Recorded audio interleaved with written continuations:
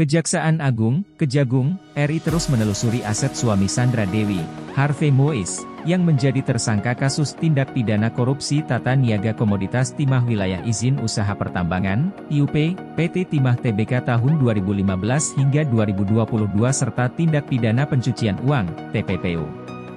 Penyidik Kejaksaan Agung, Kejagung, RI telah melakukan penggeledahan rumah suami Sandra Dewi, Harvey Mois di kawasan Pakubuwono, Jakarta, Senin, 1 April 2024. Penggeledahan dilakukan dalam rangka tersangka tindak pidana korupsi tata niaga timah wilayah izin usaha pertambangan, IUP, PT Timah Tbk tahun 2015 hingga 2022 serta tindak pidana pencucian uang, TPPU, tersangka Harvey Mois.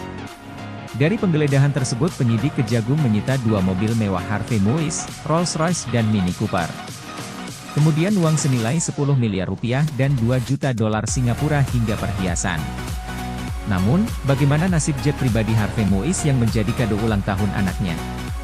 Pihak Kejagung RI kemudian buka suara terkait nasib jet pribadi suami Sandra Dewi itu. Nasib jet pribadi, sampai saat ini masih dilakukan pendataan aset tracing, kata Kapus Penkum, Kepala Pusat Penerangan Hukum, Kejagung RI, Ketut Sumedana di kantornya, Selasa, 2 April 2024. Lebih lanjut Ketut memastikan pihaknya masih mendalami aliran dana dugaan tindak pidana pencucian uang, TPPU, yang dilakukan Harvey Mois. Baik dari dalam negeri maupun mancanegara masih terus dilakukan pendataan untuk aset bergerak dan tidak bergerak. Tidak hanya, aset, bergerak, tidak bergerak. Bahkan, luar negeri pun kita lakukan pendataan, ungkap Ketut. Diketahui, Harvey Mois memberikan kado 1 unit jet pribadi untuk sang anak pada 2019 lalu. Jet pribadi Rafael Mois mendarat di Bandara Halim Perdana Kusuma pada 25 Maret 2019.